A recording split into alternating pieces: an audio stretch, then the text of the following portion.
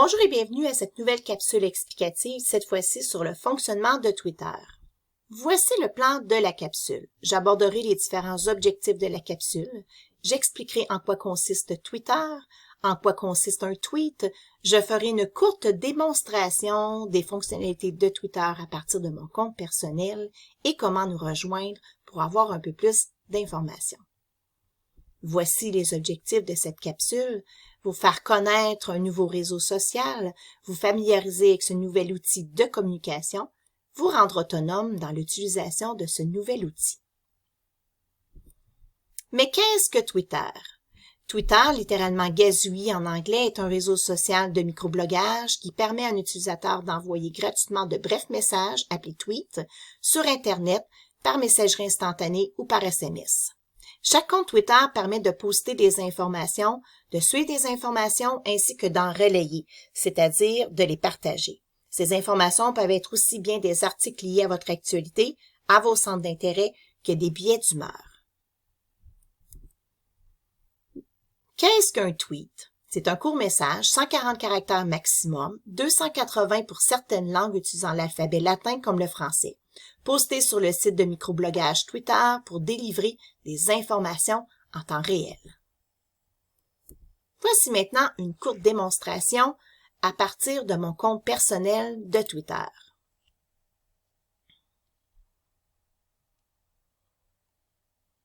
Donc, j'arrive à la page d'accueil de mon compte Twitter. Je remarque dans la partie gauche la zone de navigation. En fin de compte, je peux avoir accès à ma page d'accueil, accéder aux dernières notifications, accéder à ma zone de messages, à mon profil. Et en bas ici, à gauche, c'est l'endroit où je peux me déconnecter de mon compte.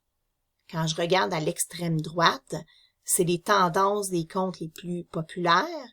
Et Twitter me fait des suggestions de comptes auxquels je peux m'abonner. Ces suggestions-là sont souvent basées sur les comptes auxquels je me suis abonnée préalablement. Une fois que j'ai créé mon propre compte, ce que je veux faire, c'est que je veux m'abonner, c'est-à-dire à des comptes pour recevoir des messages.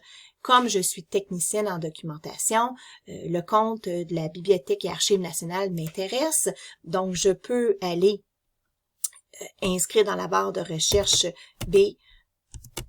BANQ. Donc en écrivant BANQ, j'ai différents termes qui m'apparaissent. J'ai aussi dans la barre déroulante différents comptes auxquels je peux m'abonner. Donc en sélectionnant celui que je désire, BANQ, je peux aller directement ici à BANQ. Je vais arriver sur la page profil de BANQ, mais pour le but de l'exercice, je vais faire Enter suite à cette recherche-ci. Et je vais avoir accès, par exemple, je peux accéder aux personnes, aux comptes à la une exactement, en cliquant sur tout. Ici, voir tout. J'ai accès à toutes les personnes, donc j'ai accès à différents comptes qui ont le terme BANQ. Est-ce que c'est vraiment tous les comptes qui m'intéressent? Pas nécessairement. Donc, c'est important de lire le descriptif qui se retrouve ici en dessous du compte. Si je veux, en fin de compte, suivre un compte, m'abonner à un compte, je peux directement aller cliquer sur le bouton « Suivre ». Je peux le faire en allant survoler le nom du compte ici avec la souris et d'aller cliquer sur le bouton « Suivre ».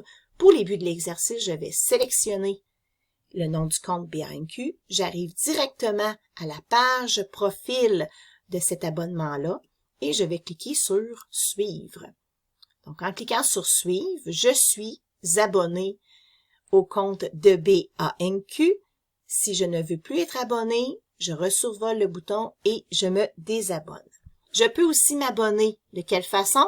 Je peux m'abonner aussi à partir d'un tweet que BANQ a fait. Si je descends un petit peu plus bas, j'ai remarqué que BANQ a partagé un post qui provient du ministère de la Culture et des Communications. Donc, en survolant ce compte-là, je le vois que c'est le ministère de la Culture et des Communications. Je suis abonné. Si je me désabonne ici, je peux accéder à suivre, mais je peux le suivre en cliquant sur les trois petits boutons ici. et j'ai accès à suivre ministère de la Culture et des Communications. Donc, maintenant, je suis abonnée à BANQ et à ministère de la Culture et des Communications du Québec. Je retourne à ma page d'accueil. Je suis maintenant abonnée à BANQ au ministère des Cultures et des Communications. Je veux créer un message, je veux créer un tweet. J'ai accès ici à partir de la zone de composition. J'inscris un message, par exemple, tous contre la COVID-19. J'inscris mon message et je clique sur le bouton tweeter. Pour les buts de l'exercice, je vais effacer mon message, je vais en poster un plus tard avec d'autres fonctionnalités. J'ai différentes fonctions que je peux utiliser. Si je descends un petit peu plus bas, j'ai vu un message un petit peu plus tôt dans la journée, un message qui a été publié par Monsieur François Legault. Par exemple, j'en ai un ici, je prendrai pas celui que j'ai vu un petit peu plus tôt, il est trop loin. Donc, par exemple, ici, j'ai un message qui a été posté par la presse par rapport à Monsieur François Legault. Si je veux aimer ce tweet-là, j'ai accès au logo du petit cœur. Donc, en cliquant sur le petit cœur, ça signifie que j'aime ce post-là, ce tweet-là. Si je l'ai cliqué par erreur ou que je décide que je ne l'aime plus, je reclique sur le cœur. À ce moment-là, ça veut dire que je n'aime plus ce post-là. D'autres fonctions qui sont intéressantes, je peux répondre à un tweet. Donc, par exemple, je veux répondre au tweet de la presse. Je vais aller sélectionner l'icône de la petite bulle. J'ai accès par cette fenêtre-là, oui, au tweet de la presse. Et je peux texter ma réponse. Donc, je suis d'accord. Et je peux faire répondre. Donc, à ce moment-là, les gens qui sont abonnés au compte de la presse et à mon compte vont remarquer que j'ai répondu à ce tweet-là. Mon but n'est pas de répondre. Je vais supprimer ce message. J'ai une autre fonction intéressante, retweeter, qui parallèlement à Facebook, c'est partager.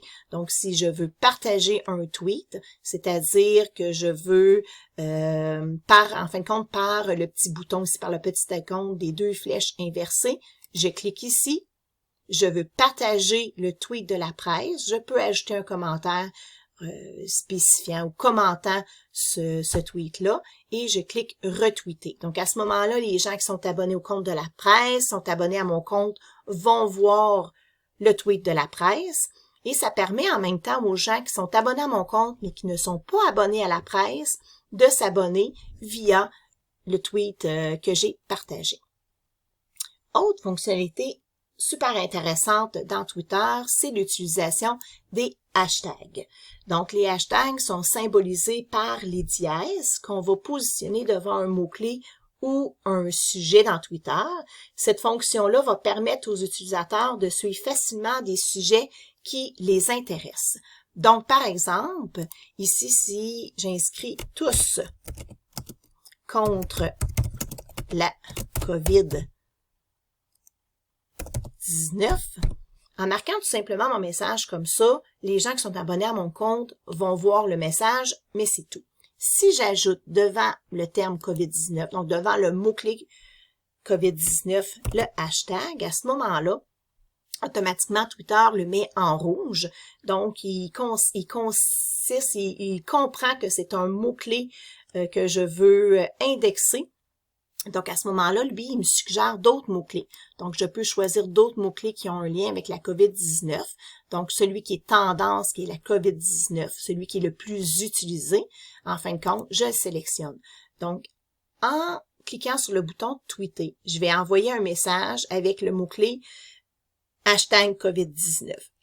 Ce que Twitter va faire, c'est qu'il va indexer tous les messages qui comprennent le mot-clé hashtag COVID-19 vont être, en fin de compte, regroupés tous ensemble. Ce qui va me permettre de faire des recherches précises sur des sujets donnés. Par exemple, si je retourne dans la barre là, je vais cliquer ici sur Tweeter. Si je retourne, oups, il y a eu une petite erreur. Je vais l'enlever tout simplement. C'est pas plus grave que ça. Je vais retourner le bouton d'accueil. Donc, je m'en vais dans la zone de recherche et je marque COVID-19 par exemple.